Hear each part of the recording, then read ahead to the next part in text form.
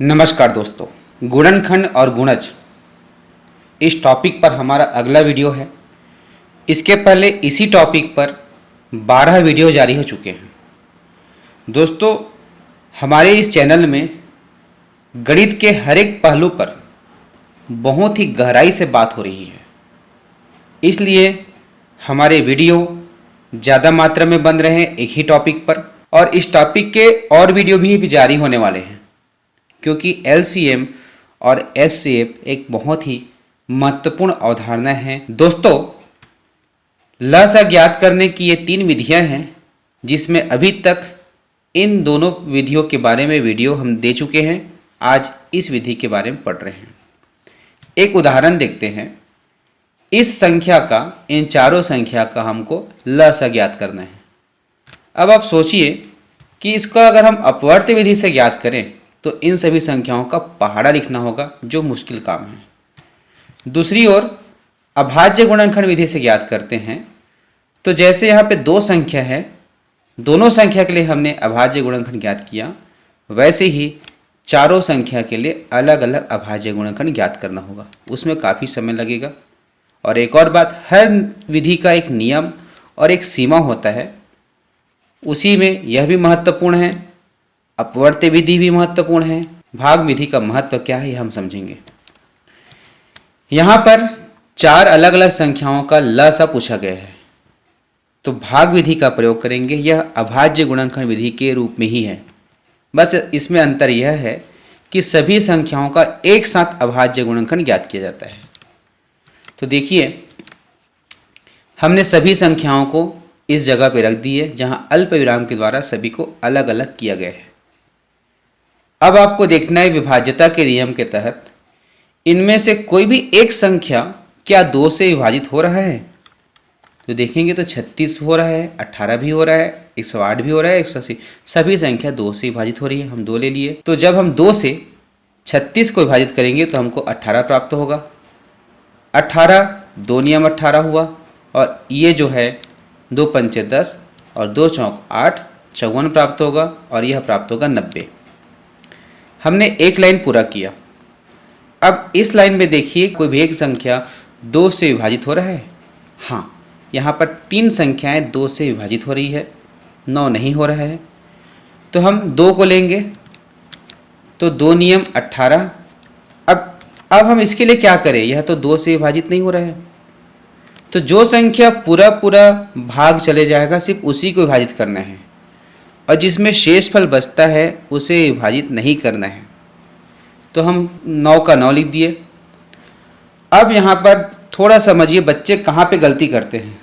अभी हमने बताया कि जो संख्या में शेषफल बचता है उसे हमको विभाजित नहीं करना है, जैसे कि तैसे लिख देना है।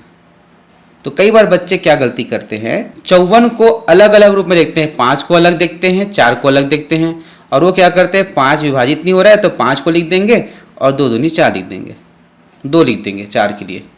अब वो आगे बढ़ता है, तो ऐसा नहीं है। देखिए, अल्पविराम का मतलब यही है कि 4 अलग अलग संख्या है, और ये संख्या जो है 2 अंकों की है, जो 5 और 4 से बना है। तो हमको 54 को फोकस करना है। तो 54 जो है 2 से विभाजित होगा और 27 बार में जाएगा, तो यहाँ पर हम 27 लिखेंगे। उसी प्रकार 90 जो है 45 आएगा। अब इन संख्याओं में देखो कि क्या कोई भी संख्या 2 से विभाजित हो रहा है, नहीं। जब हम कन्फर्म हो गए कि यहाँ पे एक भी संख्या 2 से विभाजित नहीं होगा, तब हम अगली संख्या लेंगे जो कि अभाज्य संख्या होगी, और वह संख्या है 3। 3 के लिए देखते हैं कि क्या कोई एक संख्या 3 से विभाजित हो रहा है। हाँ, 3 तिया 9 हो रहा है, तो हम 3 लेंगे। तो 9 को विभाजित करेंगे तो 3 मिलेगा, यहाँ भी 3 मिलेगा, और यह भी 3 से भाग चले जाएगा, 3 नियम 27, और यह भी जाएगा 15 तिया 45, तो यहाँ पे 15 आ जाएगा। 3 का पहाड़ा 15 बार पढ़ेंगे तो 45 मिलेगा। अब यह फिर से 3 से विभाजित होगा, तो 3 और लेंगे, तो यह 1 बार में जाएगा, यह भी 1 बार में, और यह 3 बार में, और यह 5 बार में। देखिए 3 एक बार और बचा हुआ है, फिर से 3 लेंगे, 1 बार में जैसे कि तैसा लिखेंगे, यह 1 का 1 आ जाएगा, और यहाँ 3 के स्थान पर आ जाएगा 1, और यह 5 जो है 3 से विभाजित नहीं होगा। तो क्या करेंगे, क्या हम यहाँ पे 3 लिखेंगे कि 2 लिखेंगे? जब 3 से यह विभाजित नहीं हो रहा है तो 5 का हम 5 लिखेंगे।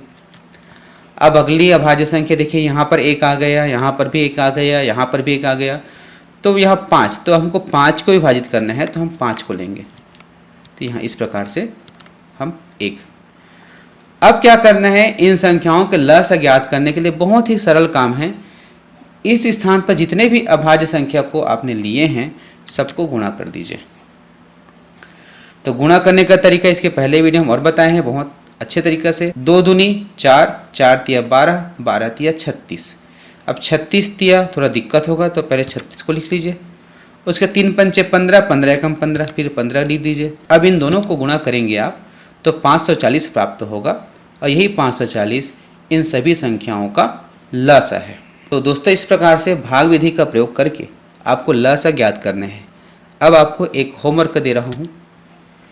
भाग विधि से 36, 45 और 72 का आपको लसाअ ज्ञात करना है, और जब आप इसको कॉपी में हल कर देंगे तो उसका फ़ोटो खींचकर इस नंबर पर मुझे व्हाट्सअप करना, और व्हाट्सअप करोगे तो उस आपके आंसर पेपर पर आपका नाम और पता अवश्य लिखा होना चाहिए। इस वीडियो में हमने भाग विधि से एलसीएम ज्ञात करना सीखा, और इसी के साथ ही एलसीएम और एचसीएफ लसाअ और मसाअ को ज्ञात करने की विधियों के बारे में वीडियो का समाप्ति हुआ।